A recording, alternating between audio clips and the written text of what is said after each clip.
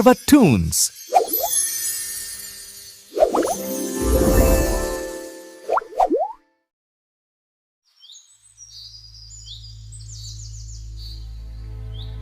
लंबू गांव में खाटू श्याम के जन्मदिन की खुशी चल रही थी। सब लोग सामान खरीद रहे थे, पटाखे फोड़ रहे थे, सास बहू कुत्ते बिल्ली की तरह झगड़ा कर रही थी और कुछ लोग लड़ाई भी कर रहे थे। उधर ही एक गरीब आदमी शंकर गढ़ोरी प्रसाद अपनी बीवी शीला, अपनी मां मुन्नी के साथ रहता था। इसका बाप विदेश में काम करने गया था।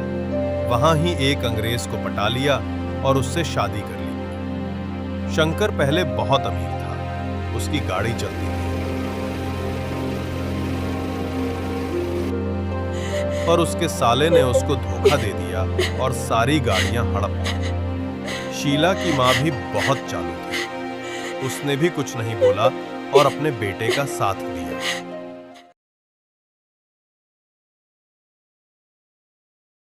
शंकर के घर में खाने को राशन नहीं था तो उसकी बीवी कहते हैं, शंकर बाबू, घर में ना खाने का कुछ है ना ही कमाने का कुछ है। ऐसे तो घर में भूखमरी आ जाएगी। और साथ में 4 दिन बाद खाटू श्याम बाबा का जन्मदिन है और हम हर साल जाते थे। क्या इस साल बाबा हमें नहीं बुलाएंगे? अब मैं क्या कर सकता हूँ? तुम भी जानते हो, तुम्हारे भाई ने दुख दे दिया, वरना हमारे पास खाटू श्याम बाबा की कृपा से बहुत धन था। लेकिन तुम तनाव ना लो, मैं जहाँ काम ज्वाइन किया है उस मालिक से पैसे मांग कर देखता हूँ, शायद वो थोड़े पैसों की मदद कर दें। ठीक है, जैसा आप बोलो, लेकिन जल्दी करना, सासू माँ का पौवा भी लाना है, वरना आप जानते हैं कि वो पागल हो जाती है बिना पौवे के। शंकर अपने मालिक से पैसे लेने के लिए जाता है। शंकर बोलता है, सेठ जी, जरा थोड़े पैसे दे दीजिए। आप तो जानते ही हैं कि हर साल हमें खाटू जाना होता है और मेरे पैसे भी बंद हो गए हैं, तो प्लीज जल्दी से दे दीजिए। तभी उसका सेठ बोलता है, ओए शंकर गढ़ोरी प्रसाद, ज्यादा ना बोल, अभी पैसे नहीं हैं और बाद में दे दूंगा। कहीं भागा नहीं जा रहा, वरना पिछवाड़े में लात मार के निकालूंगा। निकल भोसड़ के। शंकर उदास मन के साथ निकल जाता है। शंकर सरपंच के भी घर जाता है, लेकिन सरपंच तो अलग गुल खिला रहा था। सरपंच जी, जरा हमें थोड़े पैसे दे दीजिए, हमें खाटू जाना है। आप टेंशन न लो, मैं आपके पैसे जल्दी से जल्दी कमाऊंगा और दे चुका देंगे। अच्छा, पैसा तो दे दूंगा, लेकिन कोठी के पिछवाड़े छोटे वाले कमरे में चलना होगा। बेटा, पैसे चाहिए तो चल। शंकर सोचता है, कहाँ ठरकी सरपंच के पास आ जाऊं, इधर से निकल लेता हूं, वरना फ्री फंड में ले ना ले। उसके बाद शंकर और भी लोगों से पैसे मांगता है, लेकिन कोई भी उसको पैसे देने के लिए तैयार नहीं। शीला की सास मुन्नी को भी पौवा की हुड़क चालू हो गई थी। सास अपनी बहू शीला को बुलाती है, लेकिन शीला तो कहीं और ही लगी हुई थी। बहू, बहू, कहाँ मर गई मेरी पौवा? कह गया जल्दी से मेरा पौवा ला। नहीं, मेरा बेटा गरीब, क्या हुआ तो क्या, तूने मेरा पौवा बंद कर दिया। पता नहीं क्या सोचकर मैंने तेरी शादी की हाँ किया। उधर नहीं, पड़ोसी से थोड़ा आटा मांगकर रोटी बन रही होती है। तभी उसकी माँ का फोन आता है। क्या हुआ? क्यों फोन कर रही हो? तुमने तो मुझे बर्बाद कर ही दिया है। नहीं, अब किस लिए फोन कर रही है? मेरी बेइज्जती करने? ओए क्या है? मैं तो तुझे उस चुड़ैल की बात बता रही थी। नहीं, मेरा घर बनाने की जगह दूसरा घर बना रही है। ज्यादा ही खाटू श्याम की भक्त बन रही है। सुना है कि बहुत बड़ी मूर्ति लगी। ज्यादा ना बोलो, जब मुझे हिस्सा चाहिए था तो तुम्हारी माँ मर जाती है। वैसे तुम उसकी बुराई करती रहती हो, मुझे फोन करने की जरूरत नहीं है। और खाटू श्याम दिल देखते हैं, मूर्ति नहीं। दुनिया चढ़ती तो करोड़ों रुपए है, लेकिन उनको क्या पता, बाबा तो गरीब का प्यार देखकर कच्चे दूध में ही खुश होते हैं और अमीरों का पैसा इनकार कर देते। शंकर और परेशान हो रहा था। अब क्या करूं श्याम बाबा, अब कहां से पैसे लाऊं? कैसे घर में खाना बनेगा और कैसे मैं तुम्हारे पास आऊंगा? बताओ। आपकी भी सही महिमा है। मैं जो दुनिया के घर का राशन भरता था, आज खुद के घर में राशन नहीं है। तभी उसको एक आइडिया आता है। क्यों? जब सीधी तरह से पैसा ना मिले तो टेढ़ी चाल से लेना पड़ता है। अब अकेले तो काम बनेगा नहीं, किसको लेके जाऊं? आइडिया अपना बेस्ट फ्रेंड, उसको ही लेके जाना पड़ेगा।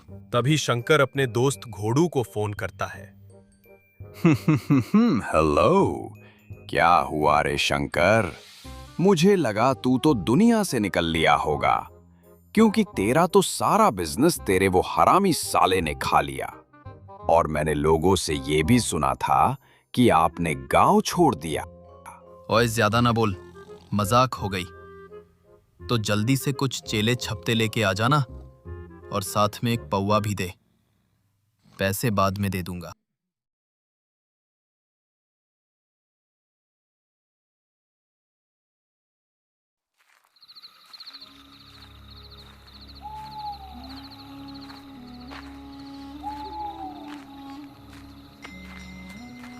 शंकर रात को घर पहुंचता है।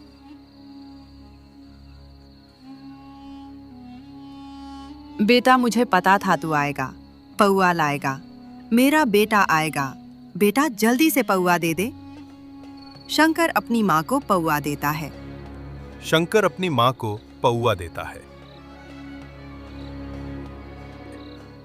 कहाँ रह गए आज? तो चलो, मैंने पड़ोस से आटा मांग लिया है, लेकिन कल का क्या होगा?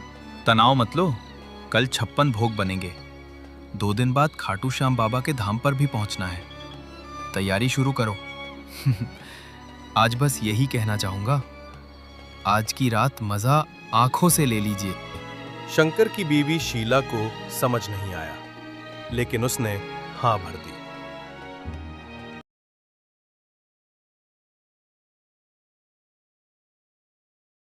अगले दिन शंकर एक खेत में अपनी फाइनल प्लानिंग करता है और बात करता है। ओए घोड़ू, जल्दी से ये बता कि गाड़ी का इंतजाम कर दिया? हाँ, वो मेरा ये दोस्त मैकेनिक है। इसके पास एक इनकम टैक्स वाला गाड़ी ठीक करवाने आया था। उसी की गाड़ी निकाल।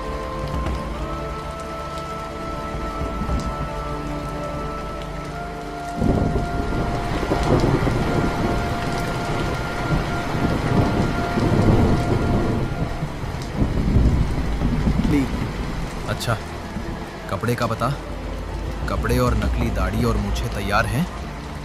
और साले दाढ़ी मूछ असली रखियो, पता चले बीच में दाढ़ी निकल गई और पोल पट्टी खुल गई। हाँ, वो भी ये दूसरा नंबर का दिख रहा है। इसी की इन सब नौटंकी के सामान की दुकान है। बड़ी अच्छी गुणवत्ता का माल देता है। एक बार किसी ने 2 घंटे के लिए मुझे मांगी थी और इसकी गोंद ले ली थी। आज तक वो दाढ़ी मूछ नहीं निकाल पाए। ठीक है, अब चलो जल्दी से। जब कपड़े सब हो जाएंगे तो हम यहाँ किस लिए खड़े हैं? मरवाने के लिए? चलो, जय श्री श्याम। हारे के सहारे खाटू श्याम बाबा हमारे सहारे। साला चंपक आराम से सो रहा था, लेकिन उनको क्या पता, अभी वो जितना सो सकता है नींद ले ले। अभी उसकी नींद हराम करने उसका जीजा आने वाला है। तूफान से आने वाली पहली शांति का आनंद ले रहा था, तभी उसके दरवाजे पर दस्तक होती है। भाग्यवान, जरा देख कर तो आना, कौन हरामजादा गेट पर है। शायद कबाड़ी वाला होगा। कुछ हरामियों की फोटो है जो घर में रखी थी, शायद वही लेने आया होगा।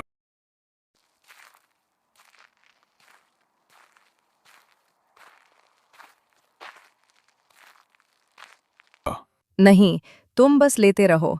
मैंने ही ठेका ले रखा है घर में सारे काम करने का।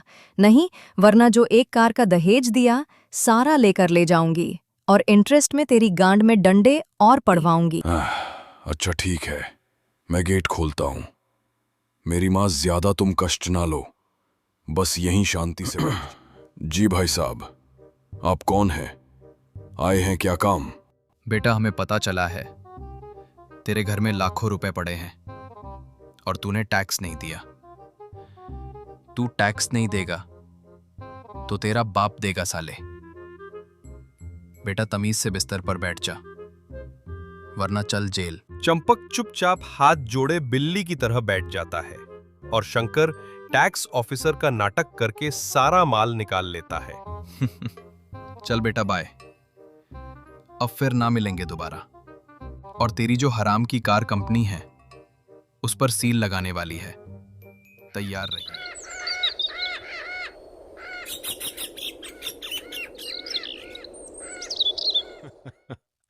शंकर और उसके लौंडे लूट के बाद साथ में बैठे थे और बातें कर रहे थे। तभी शंकर का चूतिया दोस्त घोड़ू बोलता है, शंकर, जरा ये बता, अब इन पैसों की क्या करना है? जरा बता, अब तो सब माला माल हो गए। अब तो हम भी बड़े आदमी से कम नहीं। अंबानी बैठा मेरे लोड़े पर। ओए चूतिए, मैं श्याम बाबा का भक्त हूं। मुझ पर बेईमानी शूट नहीं करती पुलिस। को पैसे दूंगा और जो पैसा उसने हड़पा है वो ले लूंगा। साथ में अवार्ड मिलेगा अलग, और इन सबको पैसे मिल जाएंगे। बस कुछ दिन और इंतजार कर लो, क्योंकि तुम्हारी मां चोद के भाग नहीं जाऊंगा। अगले दिन शंकर खाटू जाने की तैयारी कर रहा है। भाग्यवान, जल्दी चलो, अब पैसे की तो श्याम बाबा से कमी है। हमारा घर, बिजनेस सब वापस मिल गया। अब खाटू धाम जाना है। मां कहाँ गई? तुम्हें पता तो है, सासू माँ हमेशा एक ही जगह जाती है, जुआ केंद्र।